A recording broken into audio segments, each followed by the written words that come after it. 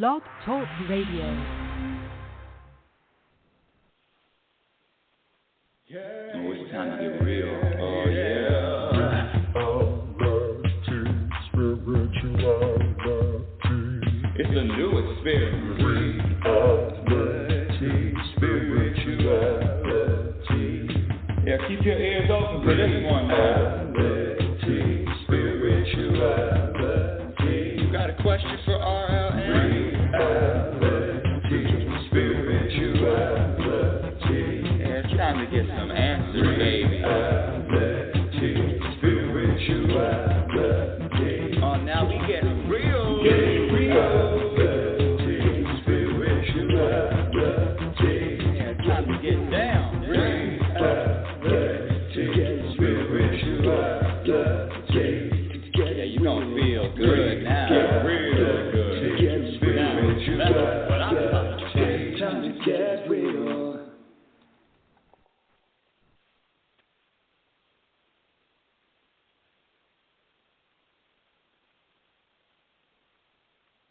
Oh, it's time to get real. Oh, yeah.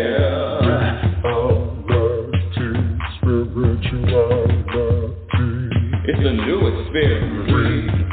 Reality, spirituality. Yeah, keep your ears open for this one now. Reality, spirituality. You got a question for RLN? Reality, spirituality. Yeah, it's time to get some answers, baby. Reality, spirituality. Oh, now we getting real. Reality, spirituality. Yeah, it's time to get down. Reality, spirituality. Yeah, you gonna feel good now. Real good. Now, that's what I'm talking about. Time to get real. Welcome, everyone. Welcome to Reality Spirituality. I'm your host, Global Happiness Specialist Rebecca L. Norrington. Thank you for being here. Thank you for sharing the show. Well, we have a great show today. You know, it's interesting. Last week I did the show. It was called, what can Kim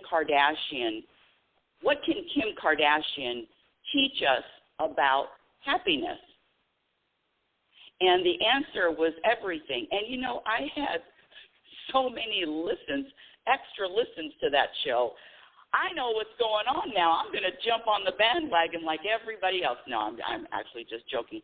But that topic last week brought so many more eyeballs to this and ears to this show. So I'm going to stay on that theme because that is really, that theme, there is something that sells in the media and there's something that doesn't sell. And one of the things that sells is sex. Sex sells. Can't deny it. It does. And I don't know how long it's been selling, but it's maybe since the beginning of time. But it's such a good piece of awareness that all of us can pay attention to in every moment. But let me just start the show by giving a brief introduction. I know you people that's listened for a long time, for years, but just let me, because we have a lot of new people listening to the show now. So let me just give you a brief introduction as a global happiness specialist. Who the hell does she think she is? What does that even mean? When I was younger, I wished for two things. I wanted to live to my potential. You know, when you blow out the candles on your birthday cake or you throw some money into a fountain or a river or a lake and you make a wish, I always wished for the same two things. And it was, number one, to live to my potential. I had no idea what that was going to look like. I had no idea what that was going to feel like. I had no clue as to what that was, but I wanted to live to my potential. And then the second thing I wanted to be happy. And so what I found and what I discovered is the secret, the key, there's no secret, is the secret, but it's not taught, the secret to happiness. And the truth is, happiness is like any other skill. Happiness is a practice skill. That's it. It's a practice skill. Happiness is a practice skill. That's my own quote. And when I say it's a practice skill, that means anybody can practice. Anybody that's committed, anybody that prioritizes happiness, anybody that thinks happiness has value. Now, in the real world, when I say in the real world, where is it there? This is one of the things I was talking about last week in the class. I also teach a class, The Truth About Happiness. And I was telling them that happiness isn't valued. You show me in the mainstream media. You show me where happiness is valued. What I will show you is good acting is valued. Athletes are valued. Super Bowl, NBA champions. We're in the middle of the NBA playoffs. Baseball is valued. Acting is valued. A musician is valued. An entertainer is definitely valued. I mean, think about the people that get paid the most. Because what is value? In Maine society, value is what we pay, is how much we pay. Take a look at a car, Rolls Royce. That's a very valuable car. You have to pay a lot of money. But where is happiness? Is happiness valued? Are we getting awards for it? Are we getting accolades? Are we getting a pat on the back? Are we getting extra titles? What are we getting? What are we getting when we practice this skill? What are we getting when we commit to practicing what makes someone happy? Now, scratch that, what makes someone happy. Scratch all of that. Scratch that. Was very, very poorly said. Very poorly said. Let me see if I can get back on track. The bottom line is happiness is not valued in this society. Otherwise, we would be getting awards for it. We have a Nobel Peace Prize, kind of on the same lines, because let me share my definition of happiness with you. Happiness, for me, means happiness is the ability to be at peace, regardless if I can't get this tickle out of my throat. Hold on a second, audience. I'm going to have to drink some water. Hold on a second. Hold on. Don't go anywhere. Hold on.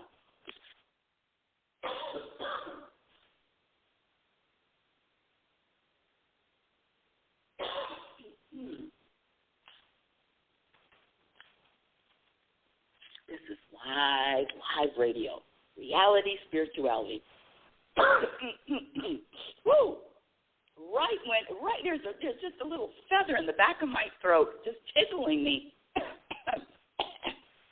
Woo! All right, I'm back. Where was I? Oh, the value. Where is happiness valued in this world? Where? Where is it as an achievement? Where is happiness? I mean, I know they started teaching happiness classes at some of the universities, but where is the overwhelming? Where is my club? Where's the happiness club? Now listen, I'm talking about mainstream. So the topic of today's show is sex, fear, dissatisfaction, and happiness. What do they have in common? The answer right now, happiness doesn't sell. Fear sells. Sex sells. Dissatisfaction sells. And I mean sells as in S-E-L-L-S, not C-E-L-L-S. Sells. Happiness, well, let's see. You're happy, well, that's nice. No, keep it moving. Fear sells. You can tell that fear sells just by, this is a global, I'm looking all over the world because I'm a sports fan. Well, I used to be a sports fan. And everybody, not everybody, but this mask thing is all over the world. Now, I'm not poo-pooing masks. I'm not putting down masks. I'm not making a judgment. I'm saying that the reason for the masks, whether they work or they don't work, whether you think they work, it's because of fear of catching a virus, a disease that could possibly end your life. doesn't have anything to do with the statistics sale, because there's a lot of people. Because listen, let me just back up a little bit, and I don't want to get too much on this COVID mask thing, because I realize that everybody's different and everybody has different perspectives, and I totally honor that and I get that. But have you noticed that the media talks about how many cases that we have, as opposed to how many cases that people have had COVID and they get over it? The mainstream is not talking about how many people get COVID, and then they recover from it. No, the focus is on how many cases. And that is just proof of more fear. Fear, the cases are rising, Fear is, when I say fear sells, that doesn't even have anything to do with the COVID. It has nothing to do with the pandemic. It has something to do with the truth that fear sells. And fear is permeating this planet. But the problem is, you can't find too much peace. You can't find happiness. Happiness and fear don't live in the same. They don't live in the same zip code. Happiness and fear do not live in the same zip code. So you have to make a choice, a conscious choice. Where are you leaning? Well, sometimes I'm afraid and sometimes I'm not. Well, I get it. But there is a, when I say practice skill, there is a level of living where there is zero fear, no fear, absolutely none. No fear of the future, no fear of a person, no fear of a neighborhood, no fear. Even a speck of fear taints the water. If you have a gallon of water and you put 1 grain of sand in it, well, the water is already contaminated. So when I'm talking about happiness as a practice skill, some of that practice is to eliminate your fear. And how do you eliminate this deep-seated program of fear? How do you get rid of it? How do you let it go? How does that even happen? Is it even possible? Well, I say it is. There are a couple of things that I'm still afraid of. If you listen to the show, you know I live in the middle of a forest. I mean, I have trees surrounding me. It's a wall of trees in every angle. Well, there is one angle that, one way to get out, but surrounded. 75% I'm surrounded by trees. And I'll tell you something, when it gets dark in the forest at night, when it gets dark, I'm not going out there, not even with the flashlight. I'm still afraid of walking out in the forest in the middle of the night when it's dark.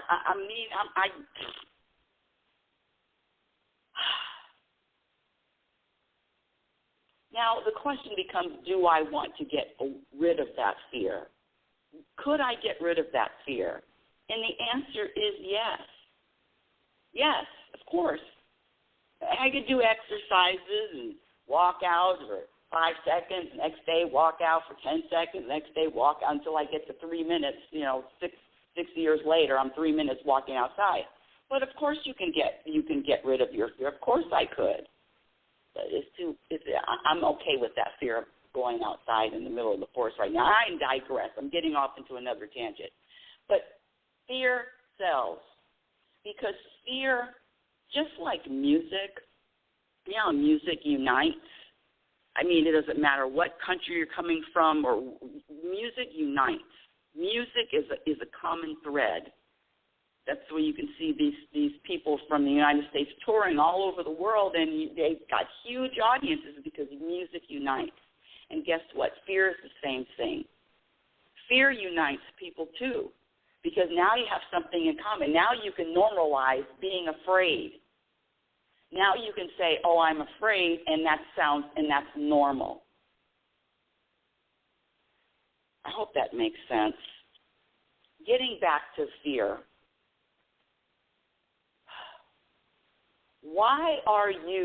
I'm asking you, why do you make decisions? How are your choices made? Are your decisions, is your behavior based on being afraid? Afraid of being vulnerable, afraid of being told no, afraid of whatever fear you want to throw in there. I mean, there's tons of them. It's like the spices to cook with. There are tons of different types of fear. And I'm just stating that because, you know, the answers, when I talk about the answers, when I talk about what do you do, all of the answers can be found in the mirror. All of your answers are found in the mirror. What can you do? Is fear is your fear so uncomfortable you want to do something about it, or are you okay with living with it? Now, some people will say, yeah, I'm okay with living with it, but here is the rub. Living with fear, knowing that you're afraid, and especially when I'm talking about irrational, well, scratch that, I'm not even going to judge it irrational. I'm talking about all kinds of fear. Scratch the irrational. I'm talking about all kinds of fear, even from a small fear of a bug, fear of a spider. There are ways to eliminate, to lessen the fear. Are you actively, and especially knowing that the fear subtracts from your peace, subtracts from your happiness, are you actively doing something to eliminate your fear? Because for the most part, people just live with it, accept it, live with it until the fear becomes a part of who they are, until the fear becomes part of their of a person's identity. And when fear is part of your identity, again, you can't. Fear and peace and happiness, they don't live in the same zip code. So it's the practice of recognizing what are your fears. In fact, that's the challenge. That's the homework assignment. I usually don't give homework assignments on the show, but I'm giving a homework assignment. What are your 10 top fears? And most people, a lot of people, their fears are in the future. The fear is in the future. The fear is tomorrow. And living with the fear in the future, living with the fear of tomorrow, you're just subtracting from your happiness right there. You might as well have a big bag of sand in your clear glass of water. How do we eliminate fear? Is it even possible? Oh, some people, it's just natural. Well, there's a difference between fear of, I totally get the fear while cavemen were younger. When the cavemen were around and they feared animals, irrational fear, a fear that affects your survival. I totally get that. I got it. But I'm talking about the fears of tomorrow, the fears right now, and I fear what's going to happen tomorrow. The fears that's going to happen tomorrow. The fears that I just have them in my head.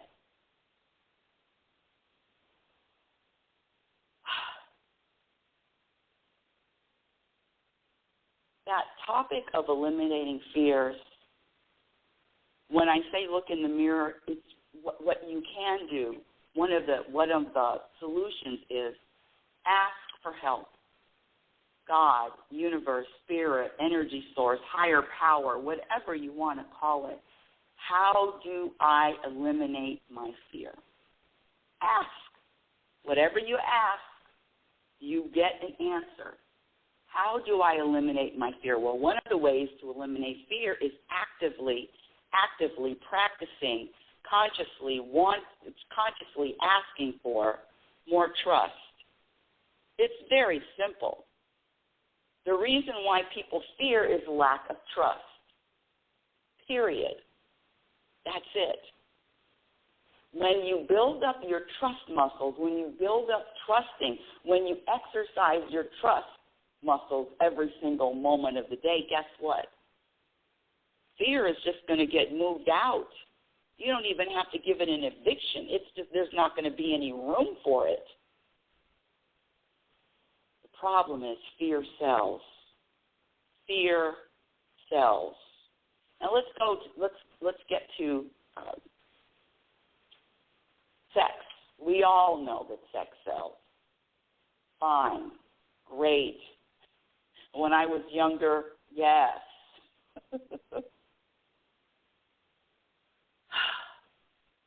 Happiness, being happy, an achievement, an accomplishment, doesn't sell. Doesn't sell. So what do sex, fear, and dissatisfaction and happiness have in common? Nothing. The answer is nothing. When I say happiness, it's the same as having an internal peace. When I say happiness, it's the same as feeling that vibration of being content. Now, let's go back to dissatisfaction. Let's talk about dissatisfaction. You're either vibrating, we're all energy, and you're either vibrating a vibration of satisfaction or dissatisfaction in any moment, in any single moment. It's either you're vibrating satisfaction or you're not. Very simple. That vibration of dissatisfaction, that vibration of thinking that there's something else, there's something missing, I'm dissatisfied with this moment, I need more, where's more? I'm dissatisfied with this is not enough. That vibration subtracts from your happiness. Dissatisfaction sells. Dissatisfaction sells. Oh, and it sells like hotcakes. Shout out to all my Southern people out there, starting with my own Ralph Norrington. Dissatisfaction sells like hotcakes. You satisfied, guaranteed. It sells. Dissatisfaction sells. And the people that sell, advertising people, marketing people, they know what sells. You know the ads are the same. It's this big, what's your problem? Yes, identify with whatever your problem is. Do you want more? It usually goes to money. Do you want more money? Are you not making enough money? What about your relationships? Oh, your relationships suck. Oh, dissatisfaction sells. If you want to be happier, if you're seriously practicing and wanting and desiring and committed to, and you prioritize happiness, guess what? Satisfaction moves in. Dissatisfaction has to move out. Satisfaction, that vibration of satisfaction, means that every moment, everything that's happening, you've heard that everything happens for a reason. This is an orderly universe. Dissatisfaction sells. There's always I call it a carrot. I remember when I first moved here and moved in the middle of the forest, and I was so uncomfortable. It must have been months of discomfort only because brand new environment. Now my neighbors are wild animals. I'm a city girl living in the middle of the forest. It was every time I walked out, I was hopping, I was jumping, I was screaming. There was something out there that scared the hell out of me. Something I didn't grow up. I didn't grow up with wild animals in the backyard. What was my point? My point is that over time, with the practice, letting go of the fear I know my point. My point is the carrot. Listen, this plan that you're on, that I'm on, we're as different as our fingerprints. We all have our unique plan. We all have our unique destiny. We all have our unique journey. And this journey that we're all on, unique to us, unique to the individual, the universe wanted me here in the middle of the forest. If I'm not experiencing it, guess what?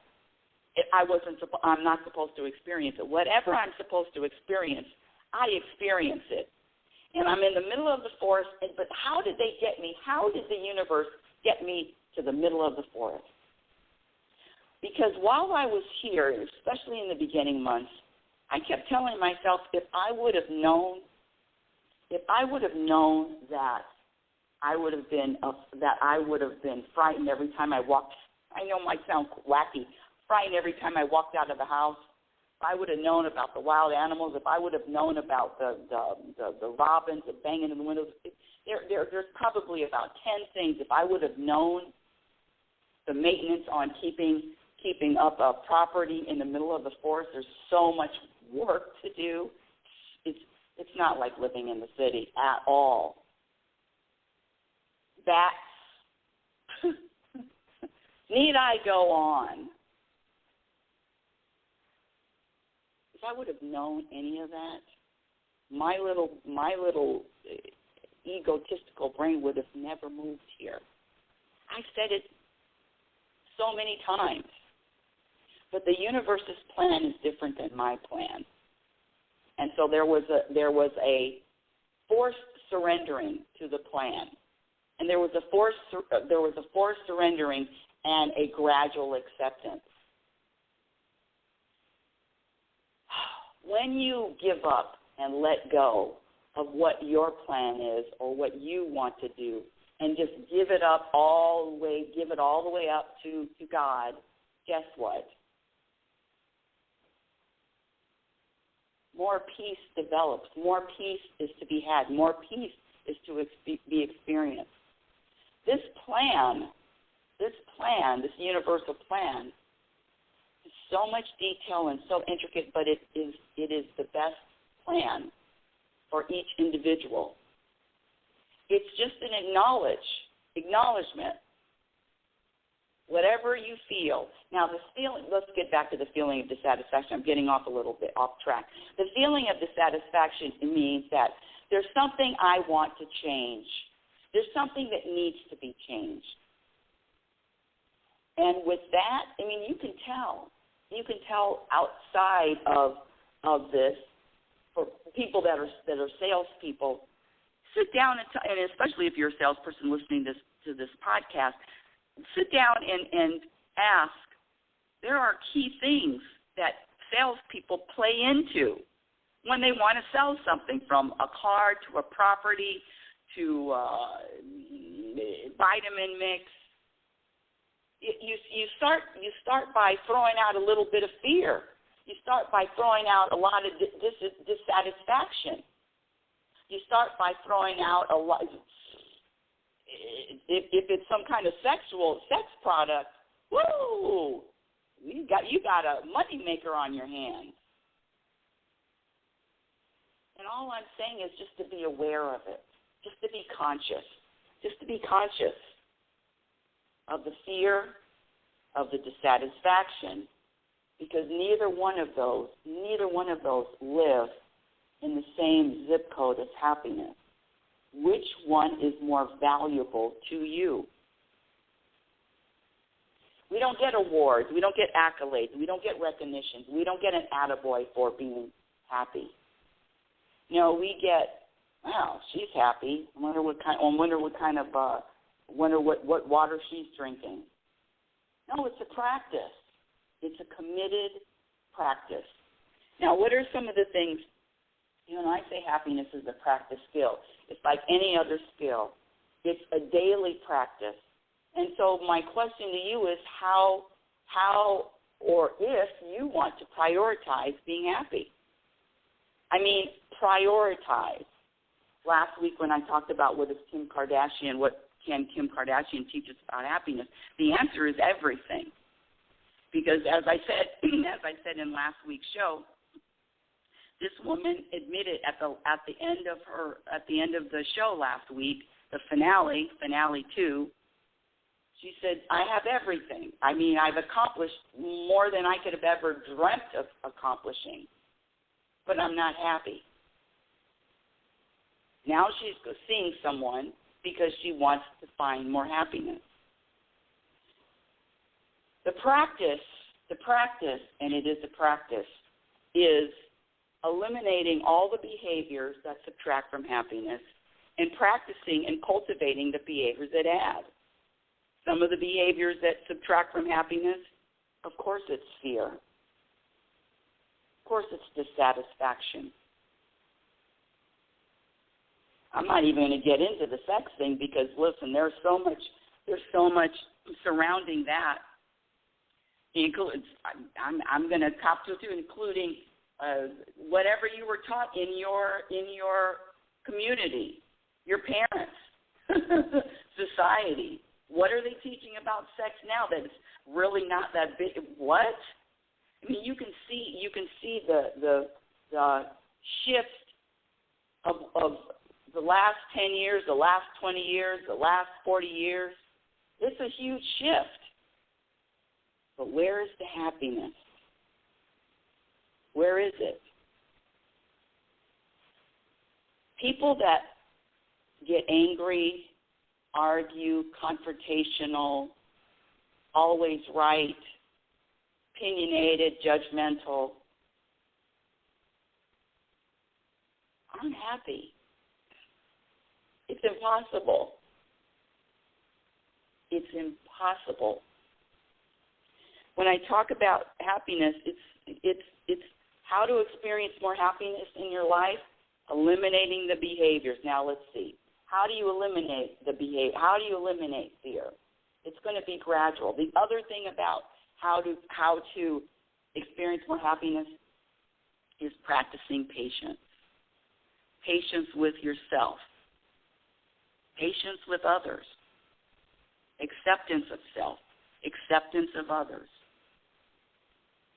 This is pointing the finger at someone else, blaming someone else for how you're feeling. I'm afraid because it's time to grow up now.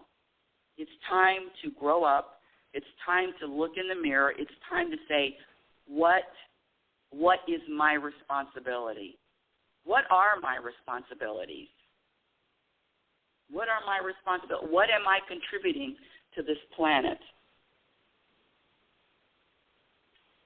You can be happy. You can be at peace regardless of what happens to you. What happens to you has nothing to do with your peace and or your happiness. Nothing. I was watching a clip. Someone sent me a video of this young girl on, I might have said it last week too, on America's Got Talent.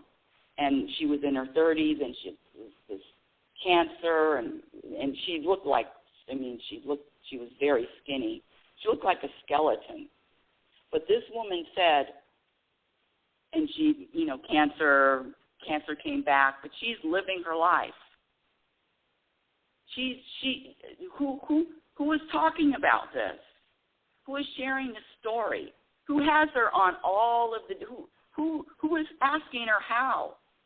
Because one of the things that she said is, what happens to me has nothing to do with how me choosing happiness in every moment. The depending on something to happen so that you can be happy is just asked backwards, and it's not even the truth. Happiness doesn't come from what happens to you. Happiness is a internal set, foundational. I like to say temperature gauge. Your temperature gauge is set for peace, happiness, contentment, balance, relaxation, trust, letting go, being okay with uncertainty, acceptance of every moment. That's happiness.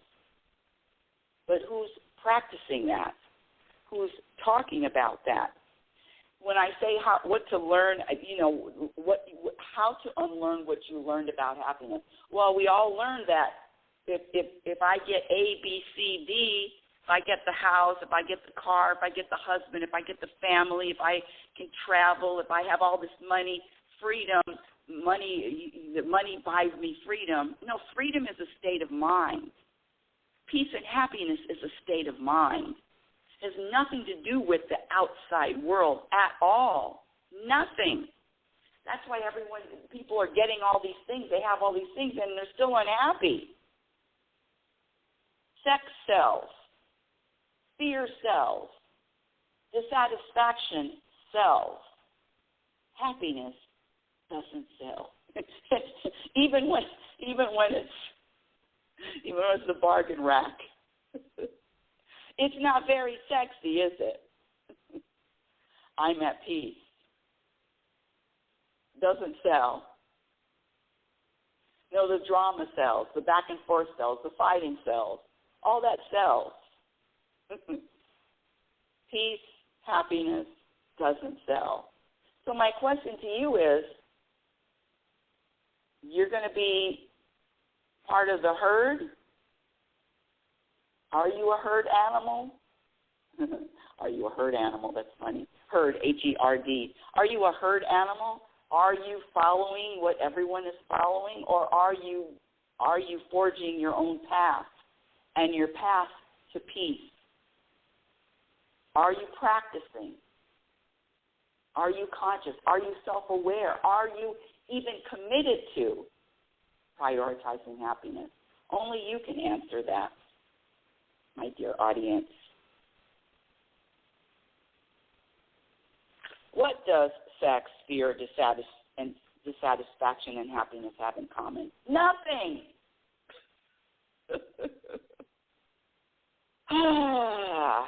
Which one are you going to choose? Which one are you going to choose? The people that have everything, anyone will tell you. I don't care who you are, the Bill Gates, the Kim Kardashian, the Oprahs, they'll all tell you. I mean, I know it must be nice to not care about how much anything costs. But if the universe granted that to me and they say we're going to have to take away your peace and you're going to take away your practice, you can have it. Because I used to live that other way. I used to live thinking that something out there, a person, what I did was going to make me happy. That's a dark hole to live in. Constantly chasing, wanting happiness. But it's not there. It's an inside job. It's the job that it's looking in the mirror. What do I need to practice? How can I practice? What do I practice? Well, some of the behaviors that add to happiness are committing to it. I said that already. Surrendering to whatever's in the moment. Humbling your ego. Recognizing the difference between your ego talking and the universe talking. Recognizing the difference. Knowing yourself. Accepting yourself. Living consciously. Being aware of what you're saying, why you're saying it, your intentions. Being okay with uncertainty. Trusting, letting go of the illusion of control. Thinking that you can control something. The only thing that you can control, the only thing that you have power over is yourself. And how you choose to respond, what you choose to focus on, what you choose to talk about. Holding on to anger, holding on to hurt, keeping a grudge. How does that, if you're listening to this show and there's somebody in your life that you're not talking to, that you don't speak to for whatever reason, I don't care whatever reason, unless somebody was physically harming you. I don't care what reason is, but just because you're angry, mad, it's time to sew up all those loose ends. It's time to let a lot of things go, or not. Hold on to it, but it's taking away from your happiness. Woo! Well, that's all we have for today. Reality Spirituality is heard every Sunday at 9 a.m. Pacific Standard Time. Thank you for listening. And The Truth About Happiness, Reality Spirituality, The Truth About Happiness, again, is heard every morning at 9 a.m. Pacific Standard Time. Did I say that twice? Yes, I did. My website is RebeccaNorrington.com. Follow me on Twitter at RLNorrington, LinkedIn, and I have an Instagram handle, Reality Spirituality. My YouTube, I have a few videos on YouTube. I know. Not inspired yet. I refuse to use that word procrastinating. I'm going to use the word I'm not inspired. Whee! My first book, Reality Spirituality, The Truth About Happiness, can be purchased on Amazon. And my second book, the one I'm writing now, Program for Unhappiness, is going to be out sometime this year. And until next time, my dear audience, until next week, I want you to remember who you are. You are a physical extension of the universe. You're always evolving. You're always changing. You're always growing. Love is patient, and love is kind. Be patient and be kind to yourself. Be your own best friend. Remember, you cannot have a happy ending to an unhappy journey. You cannot have a happy ending to an unhappy journey. It is about the journey. You've been listening to Reality Spirituality Radio with yours truly, Global Happiness Specialist, Rebecca L. Norrington. Thank you for listening. Have a conscious week. And remember, happiness is a practice skill. Your experience in every moment reflects on what you practice. Have a great week. Oh, it's time to get real. Oh, yeah.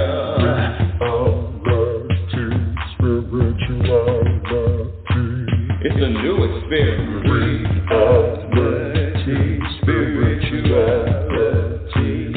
Yeah, keep your ears open for this one, man. Reality Spirituality. You got a question for RLN?